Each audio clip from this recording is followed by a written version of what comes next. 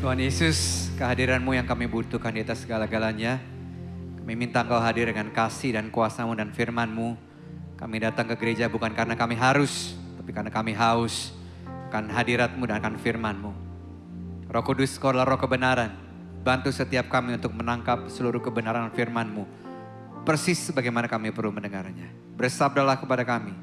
Kami siap mendengarnya. Dalam nama Bapa, Putra, dan Roh Kudus. Dalam nama Yesus Kristus Tuhan. Dan semua yang siap menerima pesan Tuhan berkata, amin. Judul pesan Tuhan pagi hari ini, silakan keluarkan catatan saudara. Kenapa Adam jatuh dalam dosa?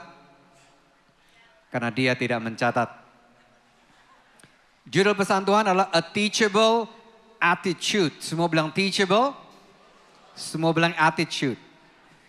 Amanat agung Tuhan yang diberikan sebelum dia naik ke surga, ada di Injil Matius pasal ke-28 ayat 18 sampai 20. Katakan demikian, Yesus mendekati mereka dan berkata, Kepadaku telah diberikan segala kuasa di surga dan di bumi. Baca sama-sama 3, 4. Karena itu, pergilah, jadikanlah semua bangsa apa? Muridku. Berhenti di situ. Semua katakan murid. Tuhan tidak mencari anggota gereja. Tuhan tidak mencari pengikut atau followers. Yang Tuhan cari adalah murid. Semua katakan murid. Amanat ini dilanjutkan. Baptis mereka dalam nama Bapa, Anak, dan Roh Kudus. Ajar mereka melakukan segala sesuatu yang telah kuperintahkan kepadamu. Baca lagi sama-sama dari kata dan. Dan ketahuilah. Aku menyertai kamu senantiasa sampai kapan? Akhir zaman. Saudara, dari amanat agung Tuhan ini kita bisa belajar bahwa seorang Kristen yang mengaku dirinya Kristen perlu melewati dua buah proses. Yang pertama adalah di mata Tuhan setiap orang percaya itu dimuridkan. Yang kedua, setiap orang percaya itu memuridkan. Dan dua proses ini perlu dilewati oleh setiap saudara dan saya yang mengaku saya ini murid Kristus. Tidak cukup kita rajin datang ke gereja. Tidak cukup kita mengikuti ibadah daring saja. Karena saudara tidak sedang dimuridkan oleh mimin YouTube, bukan. Kita perlu dimuridkan untuk lalu kita menjadikan orang lain juga murid Kristus. Ada beda yang begitu besar antara seorang anggota gereja dan seorang murid Kristus. Ibaratnya saudara sudah membayar iuran keanggotaan waktu saudara ikut gym tertentu. Setelah saudara gym, lalu saudara mandi dan menemukan bahwa handuknya sedikit bau. Di situ ada sebuah tuntutan karena ngerasa, gue kan udah bayar, aku udah setor ini, udah setor itu. Harusnya aku berhak mendapatkan ini dan itu. Hati-hati saudara dengan mentalitas gereja. Hati-hati dengan mentalitas anggota gereja. Aku sudah bayar persepuluhan, aku sudah setor persembahan, aku udah ikut nyumbang diakonia. Aku harus mendapatkan ini dan itu. Tapi puji Tuhan di ibadah 2 enggak ada, tadi ada di ibadah 1 orangnya. Di sini semuanya murid. Amin. Nah, kata kunci dari Matius 28 ayat 18 sampai 20 tadi khususnya buat hari ini adalah kata murid. Dan perilaku utama seorang murid namanya belajar. Bukan belagu tapi belajar. Itu sebabnya salah satu sikap yang terpenting dalam proses kita menjadi murid Kristus. Dalam proses kita menjadikan orang lain murid Kristus. Namanya teachable alias mudah diajar. Tahukah saudara bahwa mudah diajar itu adalah sebuah sikap? It's an attitude. Dan sayangnya kita tidak terlahir dengan sikap ini. Dan mudah diajar bukan sikap yang dimiliki oleh kebanyakan orang. Dan bukan sebuah sikap yang mudah dipertahankan. Sebaliknya yang lebih mudah kita ketemu di keseharian kita adalah orang-orang yang susah dibilangin. Alias keras kepala. Istilah Alkitabnya orang bebal bah. Punya 1001 alasan untuk melakukan pembenaran dari semua perilaku, kegiatan atau hal-hal yang salah yang dia dilakukan. Saudara tahukah sebagai hamba Tuhan ada 2 macam jemaat kalau mereka mau konseling. Yang pertama mereka rindu kebenaran. Dan yang kedua yang lebih banyak, mereka menginginkan pembenaran. Kalau pendetanya mengendorse perilakunya yang salah, dia bilang gini, aku suka pendeta yang ini. Aku suka dia. Tapi kalau dikatakan kebenaran, jangan konseling sama dia lagi. Nggak asik dia, menggonggong raja guguk pula. Hari-hari ini lebih banyak kita ketemu orang yang kekeh. Dari Jawa Barat, nama belakangnya Sumereke. Alias nggak bisa dilarang, ngotot. Tidak jarang juga kita menemukan orang-orang yang hari ini sombong, mengecilkan, memandang orang lain lebih rendah. Narasinya gini, kamu nggak tahu saya siapa. Mohon maaf ibu, kalau ibu aja nggak tahu gimana saya perlu tahu. Ada orang-orang juga yang lebih banyak kita ketemui, orang ini adalah orang-orang yang angkuh, menilai diri sendiri secara berlebihan. Begitu salah dipanggil, begitu nggak dipanggil sesuai dengan titelnya. Ada sebuah gengsi yang seperti terusik saudara. Pertanyaannya bicara tentang teachable. Kenapa sih kita perlu jadi orang yang teachable? Paling tidak ada 3 alasan. Yang pertama adalah ini.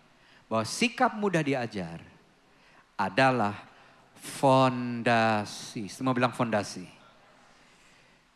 Fondasi 2 hal. Kalau saudara mau bertumbuh secara kerohanian, saudara harus jadi orang yang mudah diajar.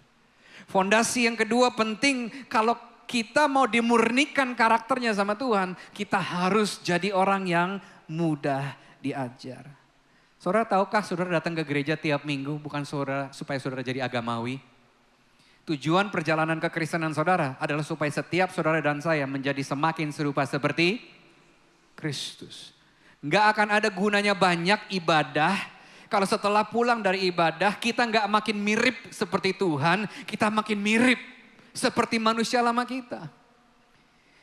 Matius 5 ayat 48 mencatatnya. Yang ngantuk biarin aja, ntar kalau mau kelar saya kasih tahu.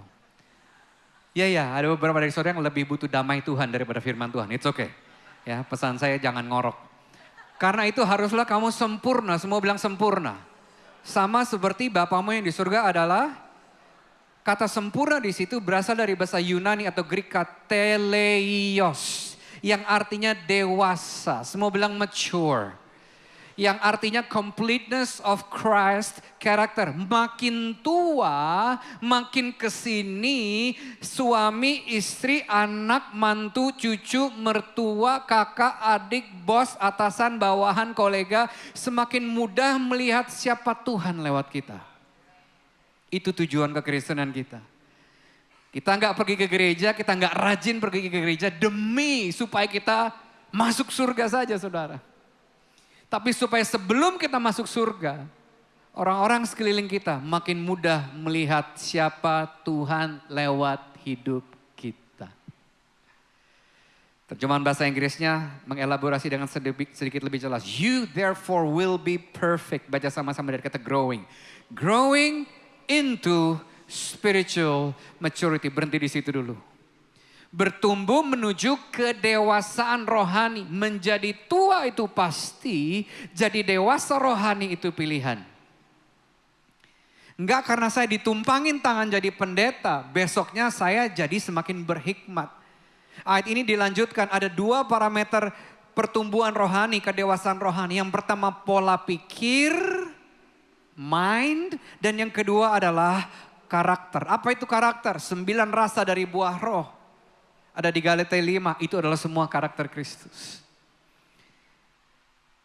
Dan tahukah saudara, waktu Tuhan mendewasakan saudara, waktu Tuhan memurnikan karakter kita, ini biasanya terjadi lewat kejadian-kejadian dalam hidup ini yang sulit. Yang apa? Sulit. Yang membuat kita kadang-kadang mempertanyakan Tuhan, kok setelah ikut Tuhan jadi begini ya? Kok mau melakukan kebenaran kayaknya malah diomongin sama orang lain? Kok kayaknya mau bertumbuh semakin serupa seperti Kristus, malah kejadiannya seperti ini? Itu sebabnya saudara, kita perlu punya a teachable attitude ini supaya waktu kita mengalami kejadian-kejadian dalam kehidupan yang nggak nyaman, yang mengusik urat sabar kita, yang membuat kita merasa diusik imannya dan sebagainya, kita nggak gampang mutung. Karena tanpa sikap mudah diajar, ini yang terjadi. Iman kita kepada Tuhan akan menjadi transaksional. Apa iman yang transaksional? Kita merasa aku udah melakukan ini dan melakukan ini, aku berhak mendapatkan ini. Itu iman yang transaksional. Tapi tahukah saudara, kedewasaan kerohanian saudara dilihat. Waktu saudara nggak mengerti kenapa ini dan itu diizinkan Tuhan terjadi. Tapi di situ saudara tetap memilih untuk percaya bahwa hati Tuhan hanya bisa mendatangkan kebaikan bagi kita yang mengasihi Dia. Itu sebabnya kita harus punya hati yang mudah diajar. Karena tanpa mudah diajar, sekali lagi, iman kita transaksional. Padahal iman kita harusnya relasional. Basisnya hubungan, bukan transaksi, saudara. Tanpa sikap mudah diajar, pengharapan kita mudah hilang. Kasih kita kepada sekeliling kita mudah kekanak-kanak, terus kekanak-kanakan. Dan karakter kita nggak akan terus menuju keserupaan dengan Kristus. Alasan yang kedua, kenapa kita perlu punya hati yang mudah diajar. Bahwa orang yang mudah diajar akan berjalan jauh. Semua bilang jauh. Dalam karirnya, pernikahannya, keluarganya, mendidik anaknya, bisnisnya, usahanya, dampaknya, legasinya, termasuk pelayanannya. Kenapa? Karena bagi orang-orang yang mudah diajar selalu, semua bilang selalu. Ada ruang untuk belajar dan bertumbuh. Buat orang yang teachable, selalu ada potensi yang masih perlu dikeluarkan. Izinkan saya katakan demikian, terutama buat diri saudara yang tadi sudah mulai bisa ikut ibadah GC senior tadi tuh. Selamat nafas saudara masih ada, Tuhan belum selesai dengan saudara. Selama Tuhan masih percayakan nafas kehidupan, saudara masih dikasih hari ini bangun dikasih nafas kehidupan. Tuhan masih ingin berkarya di dalam dan lewat kehidupanmu. Jangan pernah merasa terlalu tua, sehingga saudara merasa kayaknya Tuhan sudah hampir selesai dengan saya. Saya rindu di gereja ini ada banyak orang-orang yang sudah lebih dewasa usianya. Tapi jadi inspirasi buat generasi muda. Amin. 2 Petrus 1 ayat 5-8 bilang ini. Oleh sebab itu berusahalah sungguh-sungguh supaya kalian tetap percaya kepada Kristus. Apa cukup cuman percaya aja kepada Kristus? Ternyata ayat ini dilanjutkan. Dan percayamu itu ditunjang oleh hidup yang baik. Samping hidup yang baik, kalian perlu menjadi orang yang berpengetahuan.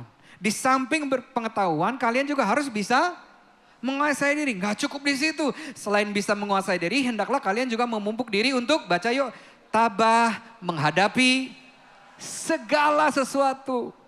Di samping tabah menghadapi segala sesuatu, kalian harus juga hidup menurut kemauan Allah. Lanjut 7. Dan hidup menurut kemauan Allah harus juga dilengkapi dengan kasih sayang kepada saudara-saudara seiman. Selanjutnya hendaklah kasih sayangmu kepada saudara-saudara seiman ditambah dengan kasih terhadap semua orang.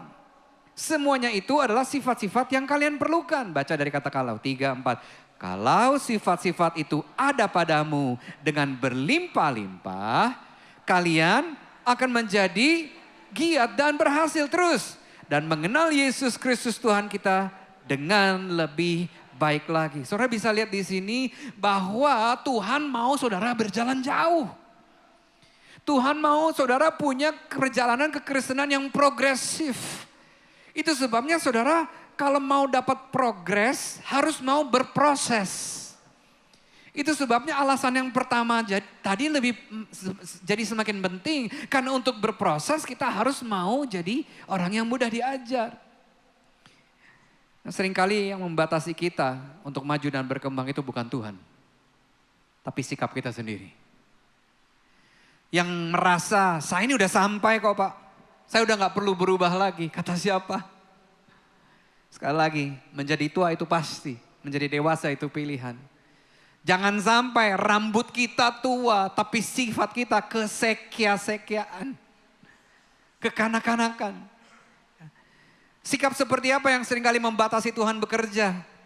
Dengan berkata, jam terbang saya udah banyak Pak. Pengalaman saya tentang hidup ini udah banyak makan asam garam. Saking banyak garam sampai darah tinggi saya Pak. Jangan sampai sikap kita adalah kita berpikir, gue udah cukup lama jadi orang Kristen. Gue udah di gereja dari zaman Gajah Mada, belum jadi jalan, gue udah di gereja.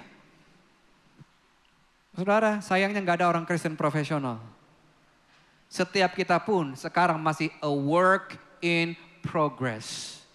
Kita masih terus disempurnakan oleh Tuhan hari demi hari supaya setiap saudara dan saya makin serupa seperti Kristus. Alasan yang ketiga kenapa kita perlu punya hati yang mudah diajar. Yang ketiga adalah ini, I think you will like this. Sikap mudah diajar akan menarik the favor of God and the favor of men. Saudara kadang-kadang di gereja kalau pemimpin pujian nanya, apa kabarnya jemaat Tuhan? Jawabnya gimana? Luar biasa.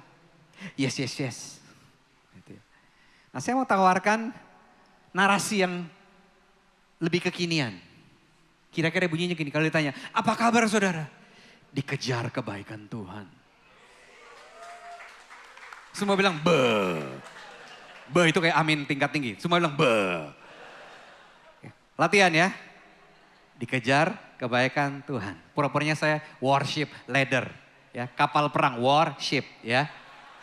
Apa kabarnya saudara? Bah, itu. Eta, kata orang Bandung. Nah, songoni mah, kata orang Batak. On mah, ima tutu. Ima tutu kayak haleluya tingkat tinggi gitu kira-kira ya Bapak Ibu ya. Ada orang Batak di ruangan ini? Itu pertanyaan retoris sebetulnya. Sudah tercium aromanya. Saudara, orang yang mudah diajar akan cenderung disukai oleh orang lain. Saudara punya 2 anak, saudara punya 2 staff, saudara punya 2 anggota cool. Yang satu kalau dibilangin keke sumereke. Yang satu kalau dibilangin iya dad. Oke mah. Yes sir, I'll think about it. Kira-kira saudara lebih senang yang mana? Yang satu atau yang kedua? Kedua. Nah kalau ini yang saya sebut dengan likability factor. Faktor yang membuat kita lebih likable. Bukan karena kita orang yang people pleaser, tapi kalau dikasih nasihat, dikasih umpan balik, nggak baper. Halo? Kalau ini berlaku secara horizontal, ini juga berlaku secara vertikal. 1 Petrus 5. For God sets himself against the proud. Tuhan menentang orang yang proud, sombong, the insolent, kurang ajar, overbearing and the disdainful, orang yang suka ngeremehin, the presumptuous, orang yang lancang, orang yang angkuh, the boastful, suka membual, suka membanggakan dirinya. Lihat apa yang Tuhan lakukan.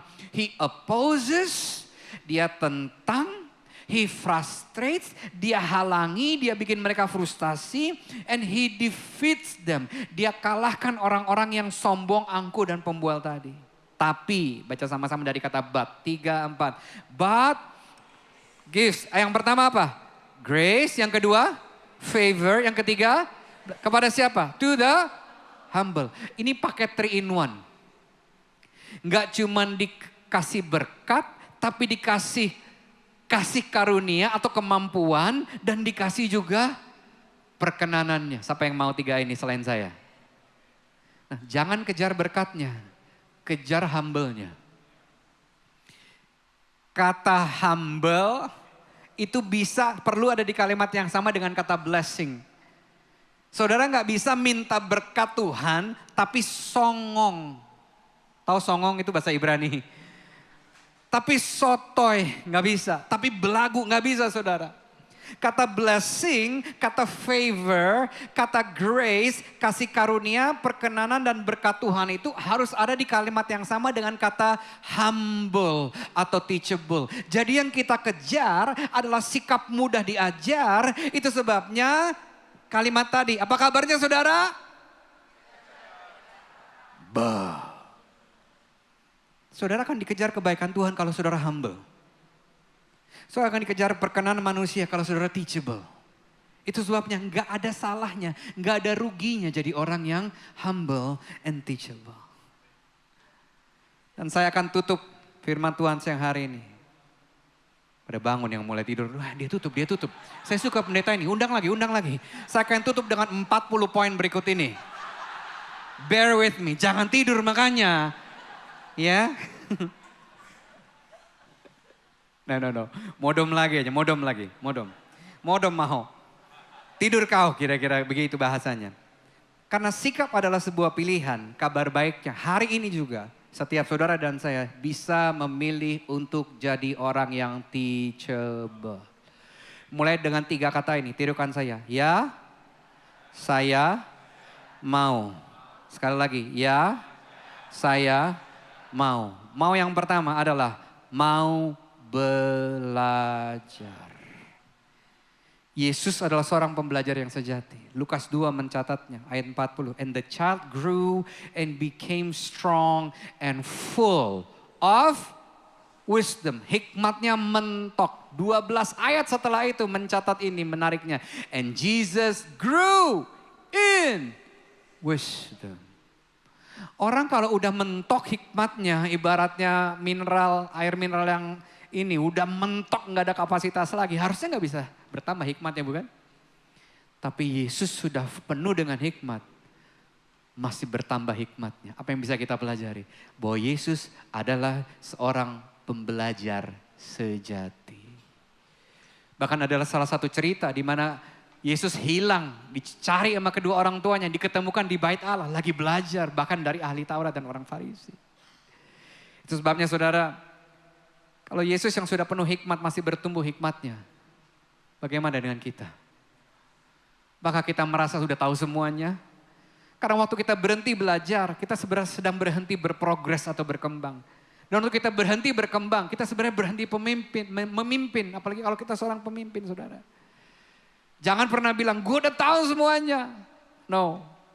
John Wooden bilang ini, it's what you learn after you know it all that counts.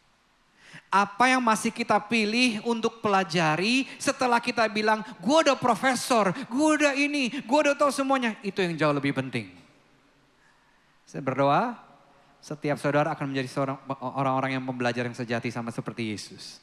Dan kalau kita lihat tadi di Lukas 2, kata grow in wisdom, itu ada di kalimat yang sama dengan favor tadi.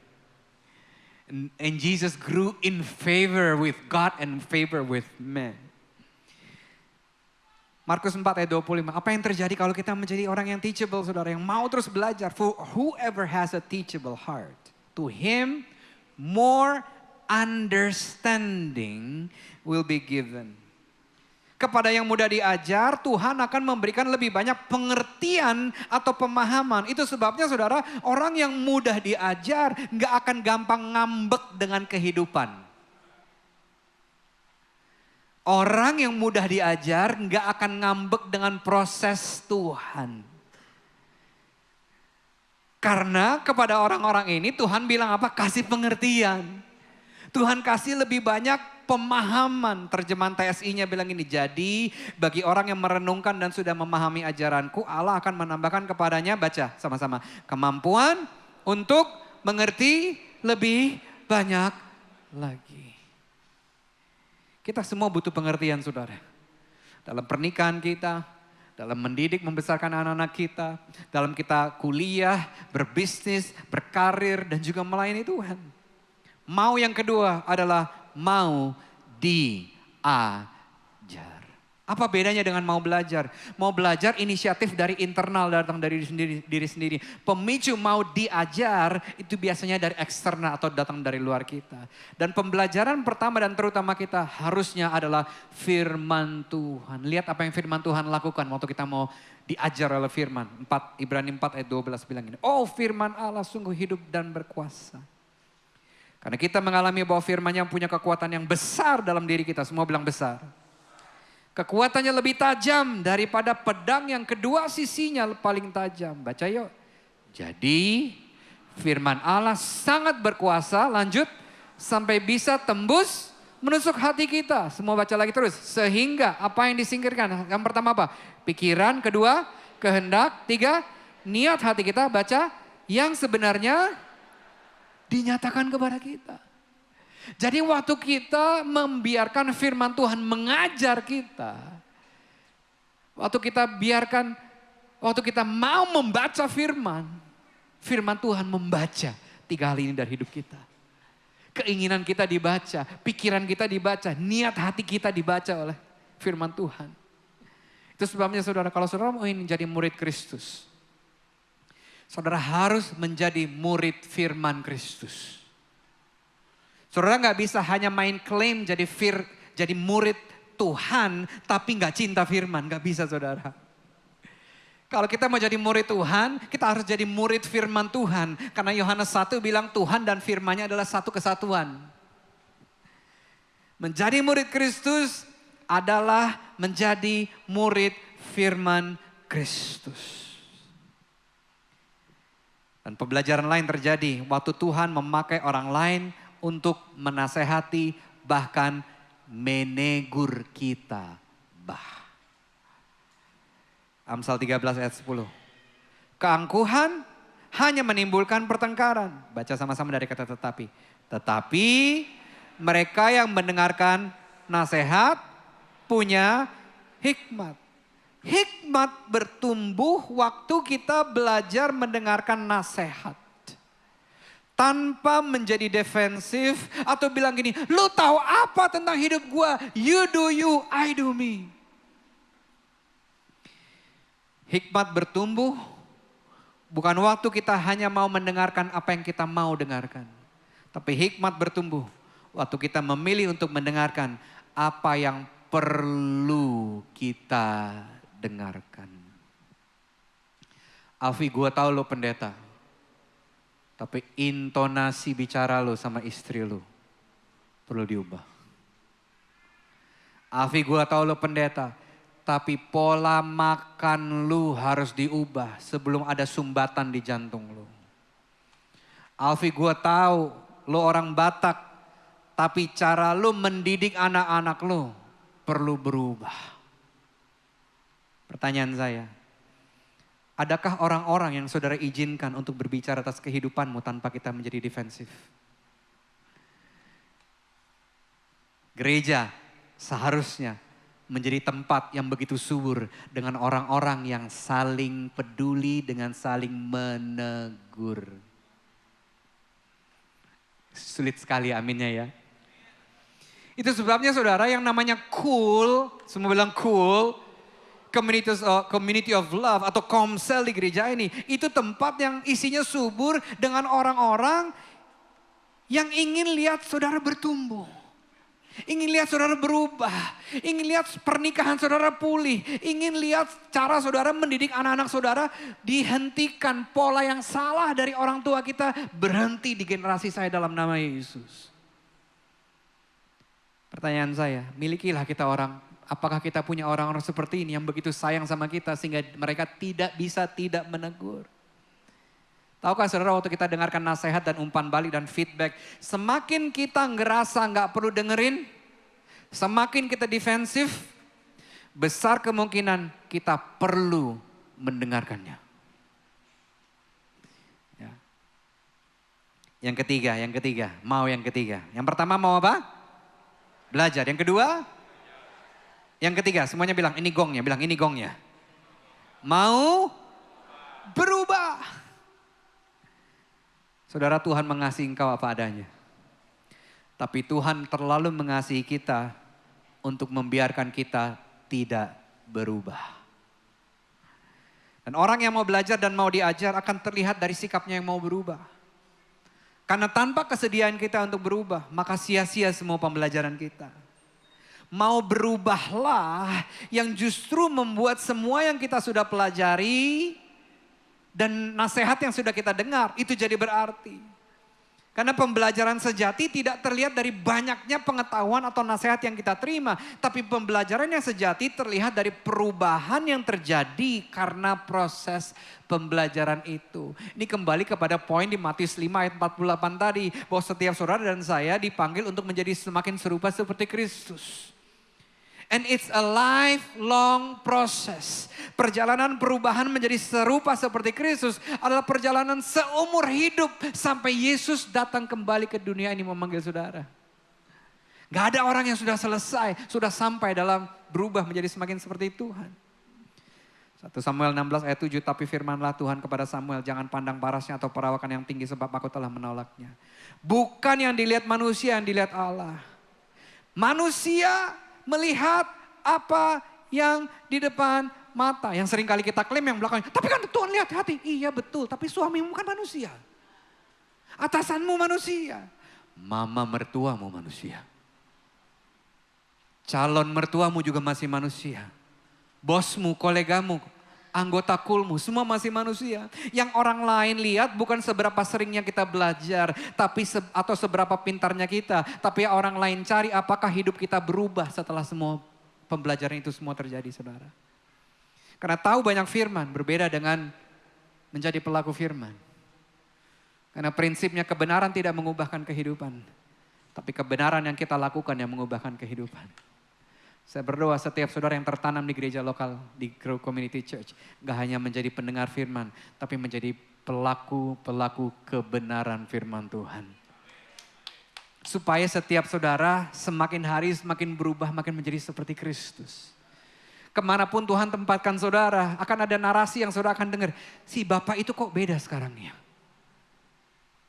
Dedi kok berubah ya? Si Bapak berubah ya? Dulu salah ngomong dikit marah dia.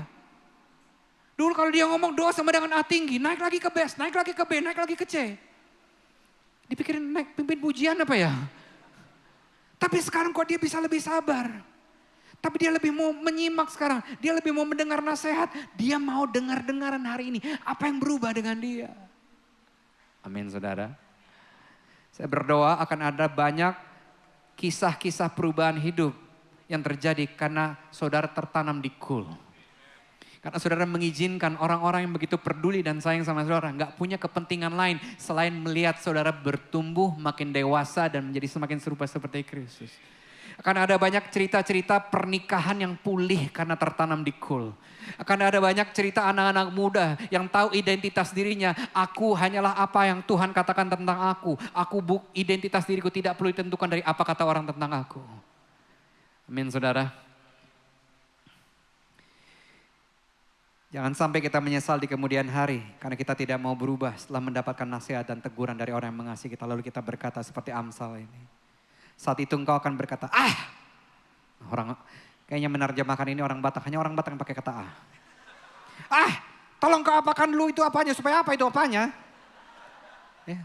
Orang Batak itu gak ngerti subjek, predikat, objek, keterangan gak ngerti. Coba perhatikan kalimatnya. Nah tolong kau apakan dulu itu apanya, supaya apa itu apanya. Kalau orang gak ngerti, maksud lo. Gak usah dicatat, beberapa mencatat. Gak usah. Itu bukan ayat. Seharusnya dulu aku tidak keras kepala menolak nasihat dan teguran. 13. Aku tidak taat pada guru-guru yang memberi bimbingan kepadaku. Akibat aku nyaris hancur. Aku menanggung malu dan menjadi tontonan semua orang. Dr. Bernard bilang gini, when change is necessary. Waktu perubahan itu perlu terjadi. Keputusan tidak mau berubah menghancurkan. Ingat 3 kata kunci tadi? Bilang sama-sama, ya, saya mau. Mau yang pertama mau belajar. Mau yang kedua mau diajar. Mau yang terakhir mau berubah. Saya rekap pembelajaran kita hari ini dalam satu kalimat ini. A teachable person is a lifelong learner and a student of change. Seseorang yang mudah diajar adalah pembelajar seumur hidup. Semua bilang seumur hidup. Dan murid dari perubahan. Semua bilang perubahan. Yang tidur boleh bangun. Saya akan tutup dengan 10 pertanyaan refleksi ini. Am I really teachable? Yang pertama, saudara screen capture saja, nanti saudara diskusikan dengan suami, istri, anak-anak, atau di call saudara. Yang pertama, apakah saya terbuka terhadap ide-ide orang lain? Apakah saya lebih banyak menyimak daripada ngemeng-ngemeng doang? Apakah saya terbuka untuk mengubah pendapat saya berdasarkan informasi baru? Apakah saya dengan cepat mengakuinya kalau saya bersalah? 5. Apakah saya mengamati sebelum bertindak pada sebuah situasi? 6. Apakah saya mau nanya? 7. Meskipun itu akan mengungkapkan kebodohan saya? 8. Apakah saya terbuka untuk melakukan sesuatu dengan cara yang belum pernah saya lakukan sebelumnya? 9. Apakah saya bersedia untuk minta arahan, nasihat, umpan balik, dan bahkan petunjuk? 10. Apakah saya bersifat defensif waktu dikasih kritik atau nasihat? Atau saya dengerin secara terbuka untuk apa yang benar sehingga saya bisa menjadi semakin serupa seperti Kristus? Mari kita berdoa. Kalau ada bagian dari firman Tuhan ini yang sepertinya Roh Kudus sedang berbicara kepada saudara secara pribadi. Dan saudara mau merespons, menanggapi. Taruh tanganmu di dadamu. Gak usah malu sama kiri kananmu. Dia gak mati buat engkau. Yesus yang mati buat engkau. Tuhan, dengan jujur kami menaruh tangan kami di dada kami. Kami mohon ampun Tuhan. Karena ternyata kami sudah mulai punya iman yang transaksional sama Tuhan. Kami udah gak lagi teachable. Dulu mungkin kami pernah mudah diajar. Tapi sesuatu terjadi dalam perjalanan kehidupan kami. Something happened in our lives. Dan kami mulai Tuhan, mulai pahit, mulai iri, mulai hitung-hitungan mungkin sama orang lain. Atau kami mulai punya merasa berhak bahkan dengan Tuhan. Hari ini kami dengar firman-Mu. Dalam kami menjadi murid Kristus, kami perlu punya sikap teachable, mudah diajari ini Tuhan. Karena waktu karakter kami dimurnikan, waktu kami didewasakan secara rohani, sikap mudah diajari ini akan jadi fondasi dalam kami bisa melewatinya. Dan kami dengar hari ini bahwa Engkau mau kami berjalan jauh dalam hidup kami. Dari satu progres kepada progres semakin progresif. Itu sebabnya Tuhan, kami sediakan, kami mau jadi tersedia buat Tuhan. Pakai kami, ini kami, pakai kami, utus kami. Engkau belum selesai dengan kami. Masih ada kapasitas kami yang bisa diperbesar. Masih ada potensi yang perlu keluar dari dalam kehidupan kami. You are not done with us, Lord. Dan kami mau Tuhan, hidup kami dikejar oleh blessing, favor, and grace. Kami mau hidup kami menarik perkenanan Tuhan dan perkenanan manusia. Itu sebabnya we want to stay teachable. Roh Kudus bantu kami untuk terus mau belajar. Gak pernah merasa udah tahu semuanya. Bantu kami Roh Kudus untuk mau dinasehati, ditegur, diajar lewat firman-Mu, lewat orang-orang yang memuridkan kami. Dan Roh Kudus bantu kami untuk mau berubah. Dan kebenaran yang kami dengarkan saja gak akan mengubah kami. Tapi kebenaran yang kami lakukan yang akan mengubah kehidupan kami. Kami berdoa Tuhan, kami akan menjadi pembelajar sumber hidup dan murid dari perubahan. Sehingga dimanapun Tuhan tempatkan kami, di keluarga kami, kehidupan kami bermasyarakat, di dunia usaha, di kampus kami. Kami semakin dewasa rohani. Dan orang lain bisa semakin melihat Kristus dalam hidup kami.